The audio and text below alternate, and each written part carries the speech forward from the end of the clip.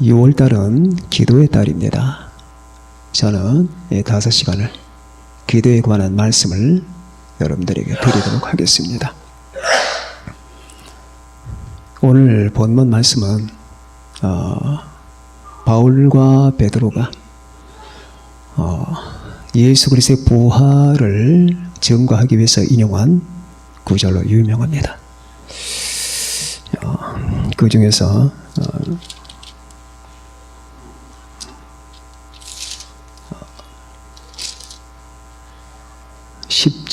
10절이 주님의 부활 구절로 사용된 부분입니다.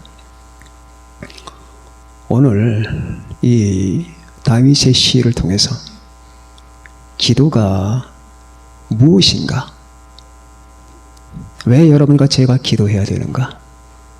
생각해 보신 적 많죠?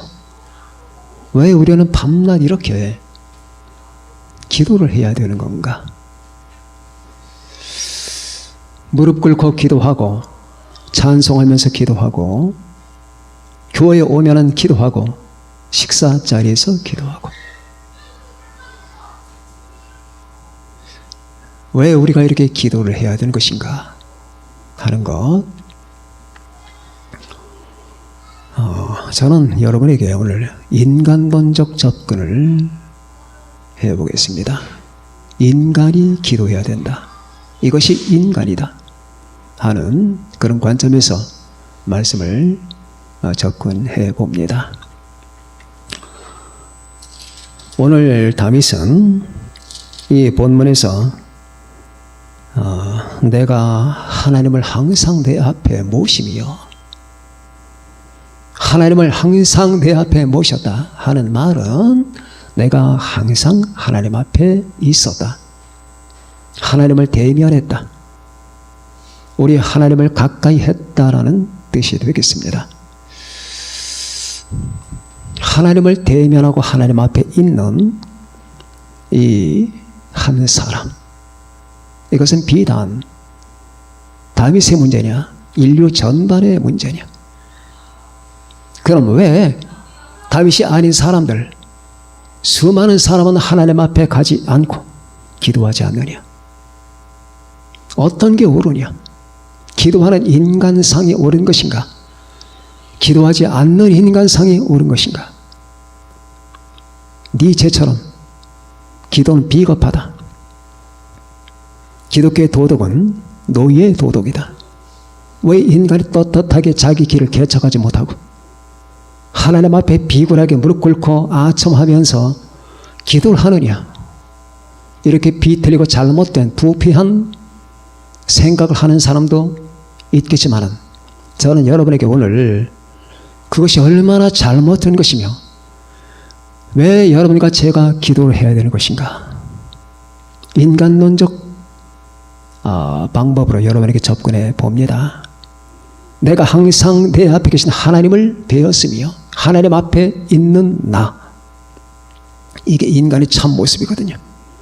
하나님 앞에 있는 나, 하나님을 마주한 나, 우리 하나님을 바라보고 사모하고 추구하는 사람, 이것이 인간의 진정한 모습입니다.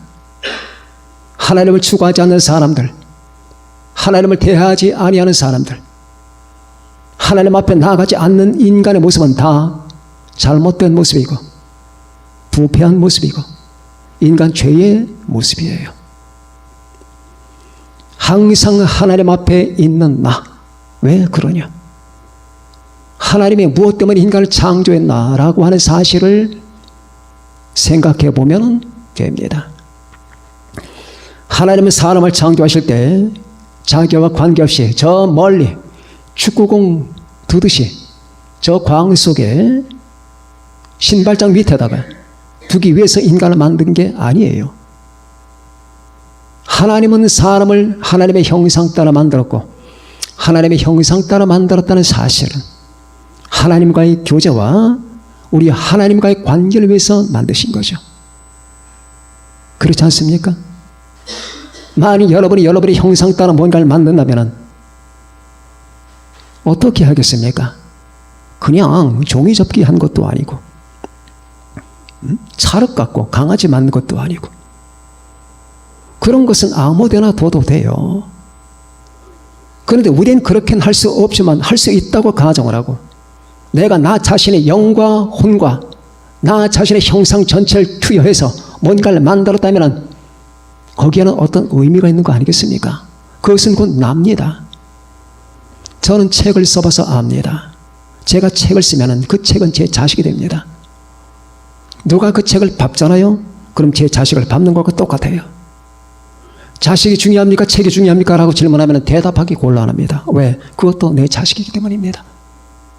거기엔 내 생명이 투여가 됐습니다.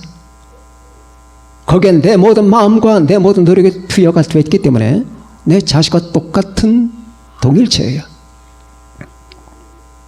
그러면 하나님께서 사람을 만든 것도 그런 거예요. 하나님께서 사람을 만드실 때에 이러한 마음가짐 이상의 마음을 갖고 인간을 만드셨는데, 그 인간은 하나님과 귀한 관계 속에 있는 겁니다. 하나님 앞에 두시기 위해서. 하나님 앞에라고 하는 이 말 굉장히 중요합니다. 다윗의 이 말, 다윗의 근본어가 하나님 앞에서였어요. 코람데오, 하나님 앞에서. 여러분의 근본어, 모토어는 뭡니까? 사람 앞에서, 내 앞에서, 내 남편 앞에서, 내 아내 앞에서, 아니면 돈 앞에서. 각 사람마다 자기 인생을 지배하는 어떤 모토가 있잖아요. 없습니까? 있으실 거예요. 가만히 따져보세요. 도대체 내 삶을 지배하는 근본 원칙이 무엇이냐? 그 생각 안 해보셨습니까? 지금 내가 먹고 움직이고 살아가는 이 모든 것, 이 모든 것을 지배하고 주장하는 원칙과 원리는 무엇인가? 그걸 한마디로 압축하라. 뭘까요? 그게 있습니다. 그래서 어떤 사람은 자기 비즈니스고, 비즈니스에게 자기의 온통 모든 게 다 들어있어요. 비즈니스가 없으면 못 삽니다. 그래서 그 사람의 모토는 나는 비즈니스를 위하여, 이 한마디로 압축을 합니다. 어떤 사람은 평생 동안 즐거움을 따라 살아요. 쾌락을 따라 삽니다. 쾌락이 없으면 못 살아요. 아내와 남편은 없어도 쾌락이 있어야만 사는 사람들은 쾌락을 위하여. 이게 그 사람의 모토예요. 어떤 사람은 인간을 위하여, 뭐 그런 사람이 있는지는 모르겠지만 인간을 위하여,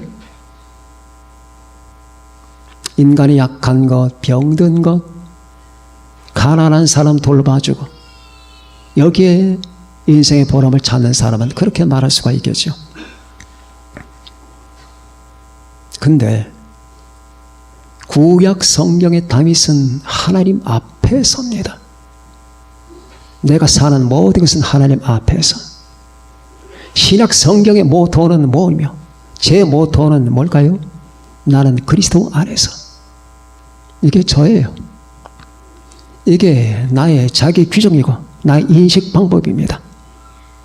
예수 그리스도 안에서, 주 안에서. 여기에 모든 것이 다 들어있어요.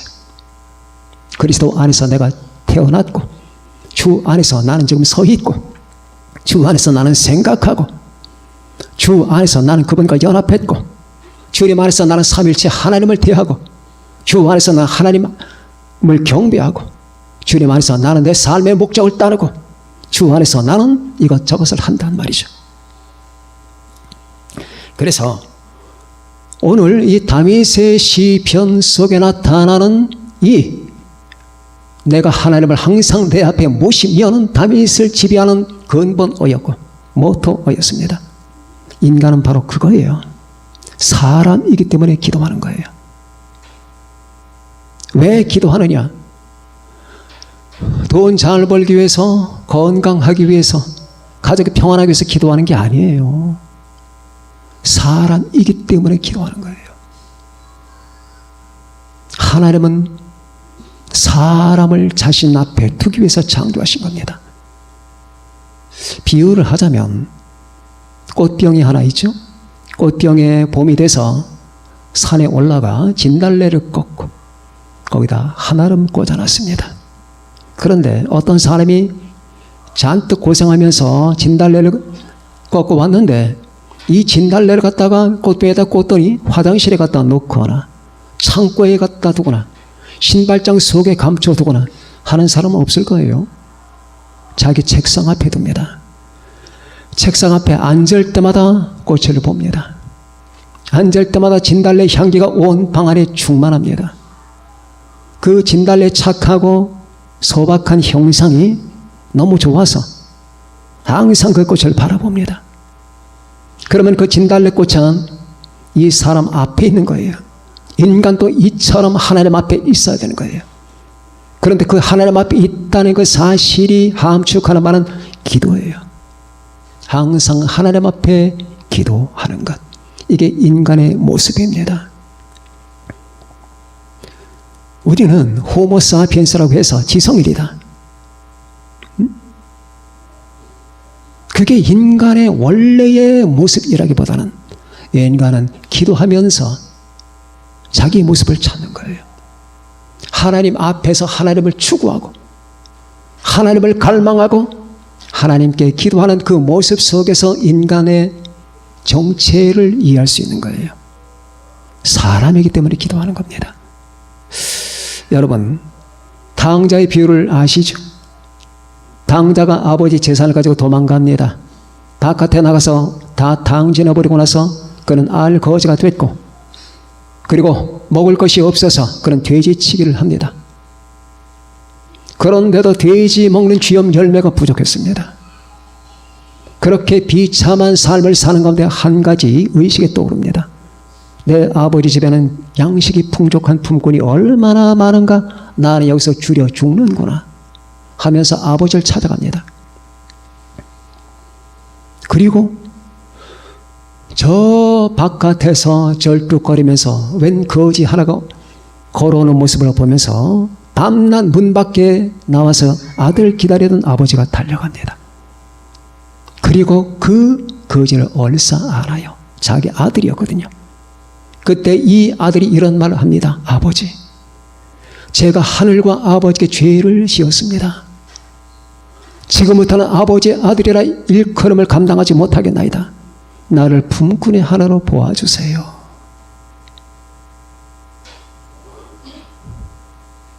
이렇게 아버지와 대화를 한 적이 없거든요. 아버지 곁에 있을 때조차도 누가복음 15장을 보십시오. 아버지와 대화하는 장면이 안 나와요. 어떻게 하면 아버지 재산을 가지고 어떻게 하면 아버지를 떠나서 독립된 삶을 살 수 있을까? 이게 인간의 모습이에요. 여러분 가만히 생각해 봅시다. 여러분도 과거에 그랬잖아요. 어떻게 하면 많은 재산을 가지고 어떻게 하면 나의 영광을 부과하면서 어떻게 하면 나 자신의 독립성을 유지하면서 어떻게 하면 나를 승화시키고, 이게 인간이에요. 인간은 생각만 하면 이런 생각만 합니다. 여러분 지겹지 않습니까? 어떻게 나라고 하는 존재는 365일 60년 70년 사는 동안에 항상 이 생각만 하느냐. 어떻게 하면 나를, 어떻게 하면 나를, 어떻게 하면 이걸, 어떻게 하면 나를 행복하게, 어떻게 하면 내 영광을, 어떻게 하면 나의 영달을, 이 생각만 한단 말입니다.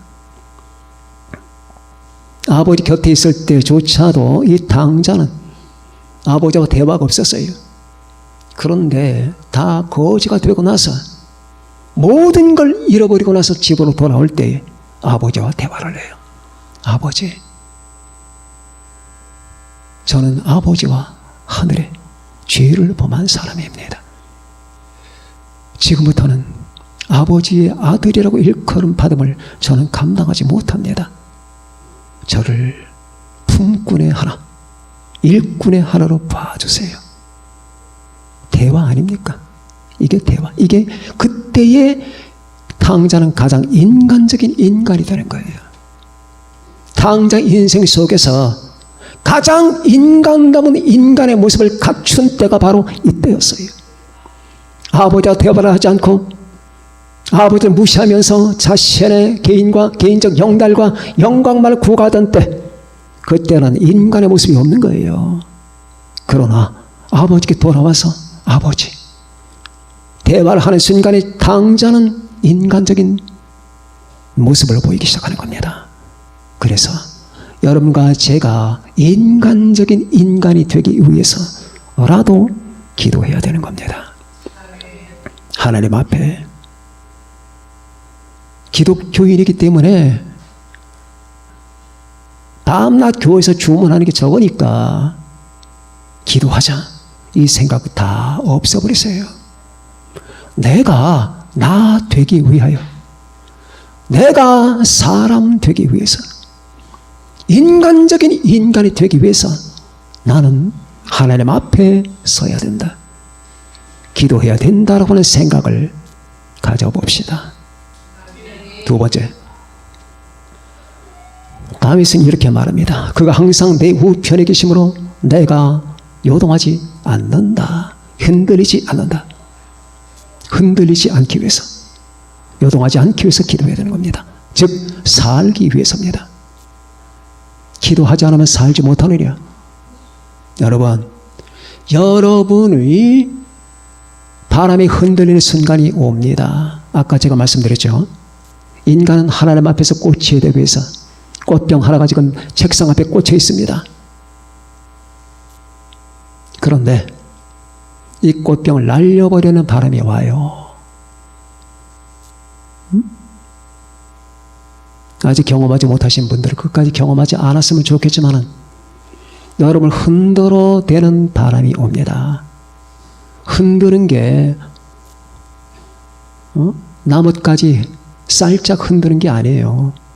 여러분과 내 존재 자체를 흔들어버려 완전히 날려버리는 바람이 온다니까. 그래서 그 바람에 흔들리지 않기 위해서 오늘 다윗의 말을 기억할 필요가 있습니다. 그가 내 우편에 계시기 때문에 나는 흔들리지 않는다. 믿습니까? 흔들립니다. 어느 정도 흔들릴까요?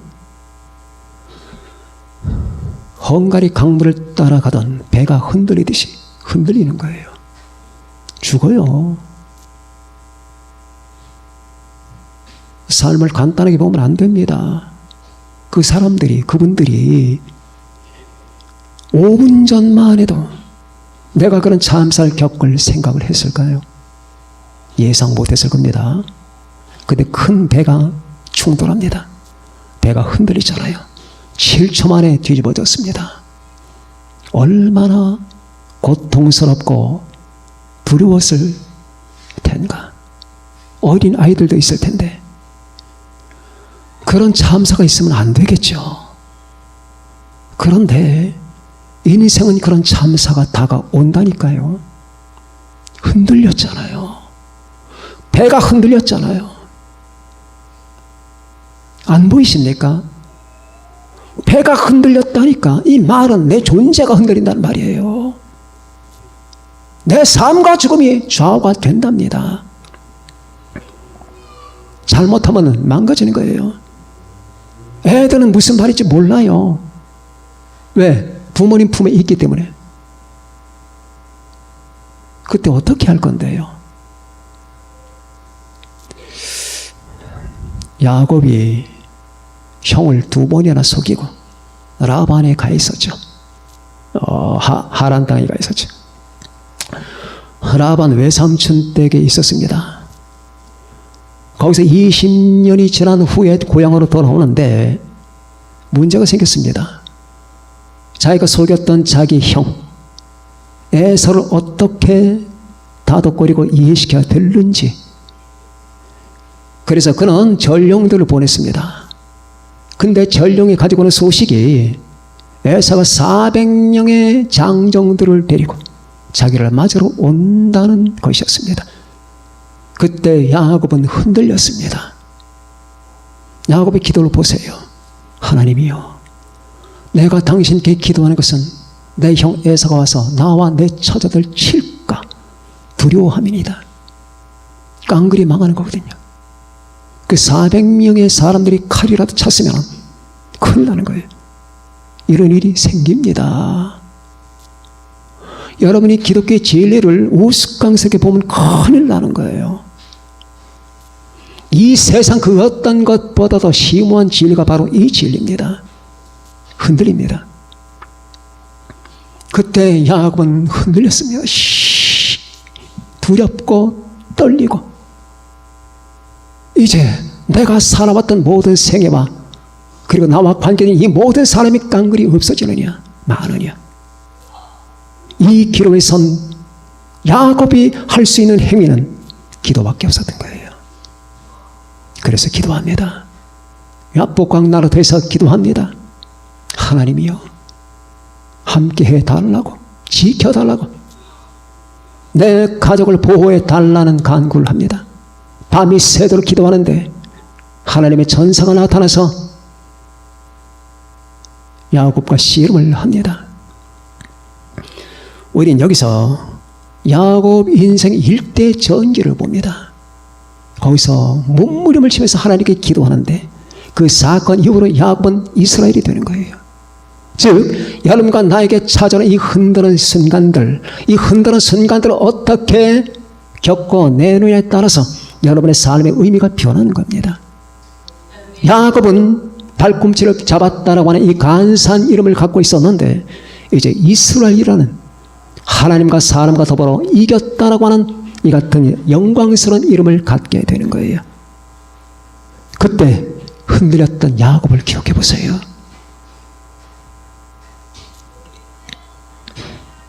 우리는 다윗의 인생 속에서도 흔들림을 봅니다. 승승장구하는 것 같았었죠. 다윗은 이스라엘의 최대 왕입니다. 그런 근동을 제패했습니다. 모압과 암몬과 에돔을 전부 다 복속시켰습니다. 다윗은 싸워서 단 한 번도 진 적이 없는 사람입니다. 옛날에 알렉산더가 싸워서 진 적이 없다고 하는데 뭐 한두 번 있었겠죠. 다윗은 싸워서 진 적이 없는 사람입니다. 그런 다윗에게 전혀 뜻밖의 방향에서 흔드는 바람이 불어옵니다.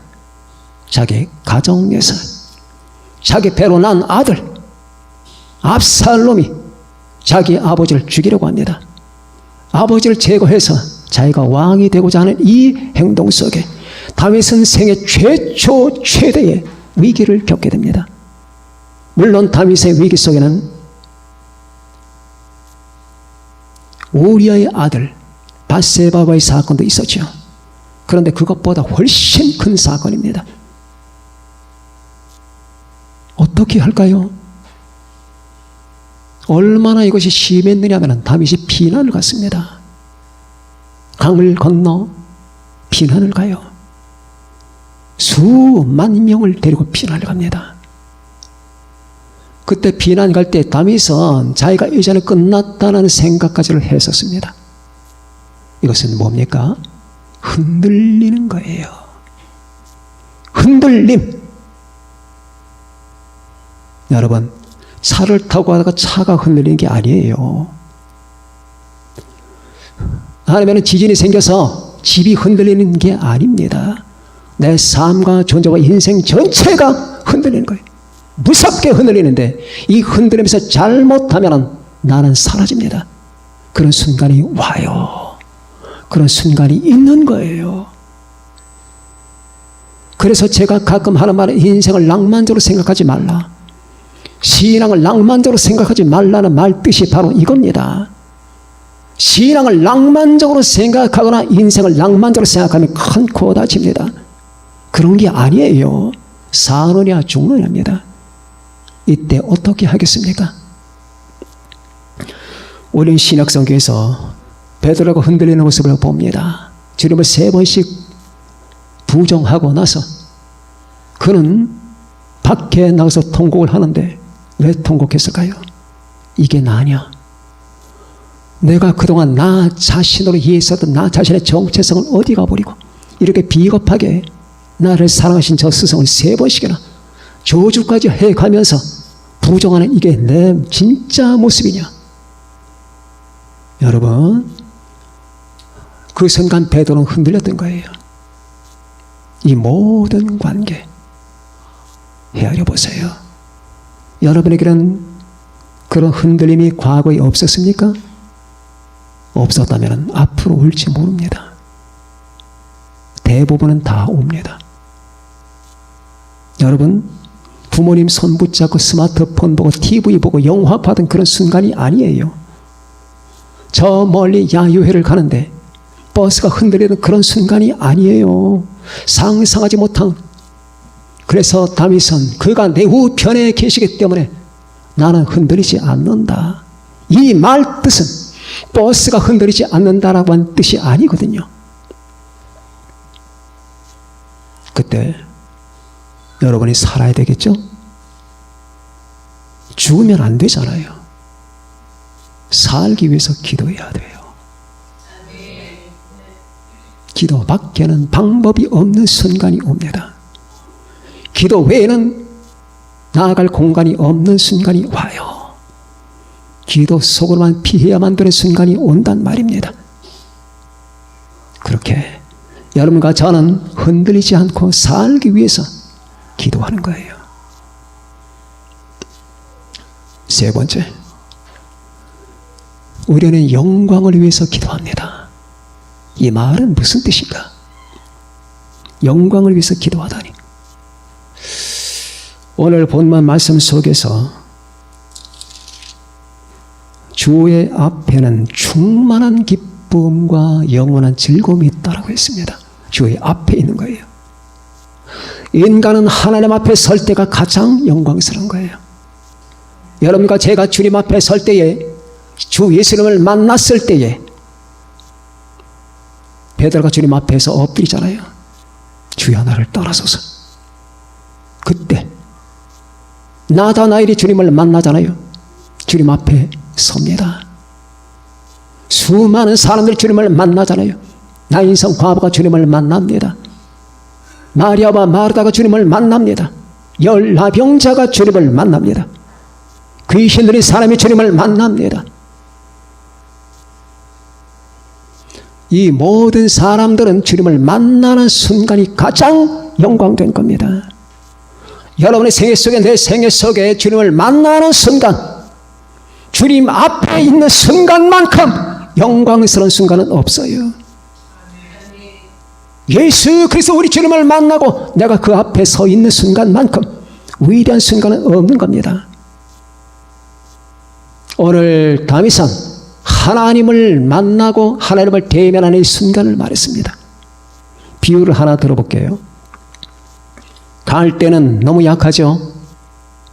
갈대는 바람에 흔들립니다. 갈대는 부러지기가 쉽습니다. 아무것도 아닙니다. 제가 어린 시절에 산에 올라가다가 잠자리를 잡으러 가다가 슬쩍 지나가면 갈대가 부러져요. 억새가 부러집니다. 아무도 안 쳐다봐요. 그런데 말입니다. 이 갈대가 서산해지는 석양을 배경으로 서 있습니다. 빨간 태양 속에 서 있습니다. 그 갈대 위에 잠자리 한 마리가 앉아 있습니다. 어떻습니까? 이래도 아무것도 아닙니까? 엄청나게 아름답습니다. 한마디로 영광스러워요. 우리는 아무것도 아니지만 우리가 하나님과 접촉하는 순간에 여러분과 저는 저 아닌 존재가 됩니다. 우리가 하나님 앞에 나아가는 순간에 여러분과 저는 우리 자신 이상의 존재가 되는 겁니다. 하나님의 은혜가, 하나님의 영광이 저와 여러분을 덮게 되는 거예요. 그래서 기도하는 겁니다. 우리가 하나님을 만나는 순간은 곧 하나님께 나아가는 순간이고 기도하는 순간이에요. 여러분이 집에서 아니면 교회당에서 무릎 꿇고 기도해 보세요. 그때 여러분과 저는 뭡니까? 갈대입니다. 바람에 흔들리는 갈대예요. 아파하고 괴로워하고 배고파하고 잘못하면 부러지고 기분 상하고 그 갈대들이 지금 무릎을 꿇고 있습니다. 그런데 그 갈대가 누구 앞에 무릎을 꿇고 있느냐? 창조주 하나님 앞에 무릎을 꿇고 우리의 주 예수님 앞에 무릎을 꿇고 있습니다. 그때 하나님을 배경으로, 예수님을 배경으로 서 있는 이 갈대 하나, 무릎 꿇고 있는 나 자신이 어떤 겁니까? 보통 존재가 아닙니다. 그때 우리는 하나님과의 접속되는 순간에 가장 영광스럽다는 사실을 알게 되는 거예요. 여러분의 돈이 여러분을 영화롭게 하는 게 아니에요. 화장품이 여러분을 영광스럽게 하는 게 아닙니다. 예쁜 옷도 좋고 새 구두도 필요하지만 그것이 날 영광스럽게 하는 게 아니에요. 내가 맛있는 음식을 먹어서 살이 뽀얗게 올랐다 해서 내가 영광스럽게 되는 게 아니며, 내가 지금 포켓에 돈이 많다고 해서 영광스럽게 되는 게 아닙니다. 근본적으로 여러분과 제가 영광스럽게 되는 것, 그것은 우리 주 하나님과 만나는 순간이고 주님과 접속되는 순간입니다. 하나님 앞에 기도하는 것입니다. 우리 주님을 찾고 부르짖는 겁니다. 하나님, 날 살려달라고, 주여 나를 붙들어 달라고, 하나님이시여 내게 은총을 베풀어 달라고, 주 예수여 당신의 보혈의 공로로 날 덮어 달라고, 당신의 말씀으로 내 가슴 속에 맥박치게 해달라고 기도하고 부르짖고 간구하는 순간에 여러분과 저는 가장 영광스러운 존재가 되는 거예요. 그래도 기도를 안 하시겠습니까? 여러분, 오늘 저는 여러분에게 세 가지를 말씀드렸습니다. 사람이기 때문에 우리는 기도하는 것이다. 살기 위해서, 날 흔들어대는 광풍에서 날 지키기 위해서 기도하는 것이다.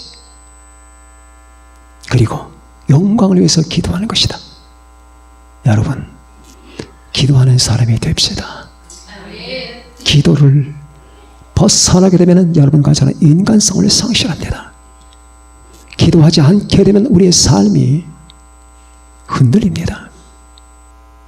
기도하지 않게 되면 여러분 속에서, 여러분에서 아우라가 사라집니다. 아무리 여러분과 제가 치장을 해도 여러분의 광채가 날아가 버리고 말아요. 하나님 앞에 끊임없이, 그것도 어쩌다가 불쑥불쑥이 아니라 항상 기뻐하라. 쉬지 말고 기도하라. 범사에 감사하는 말씀을 따라 항상 범사에 쉬지 말고 하나님께 감사하고 기도하는 여러분과 제가 되시기를 바랍니다. 기도하시겠습니다.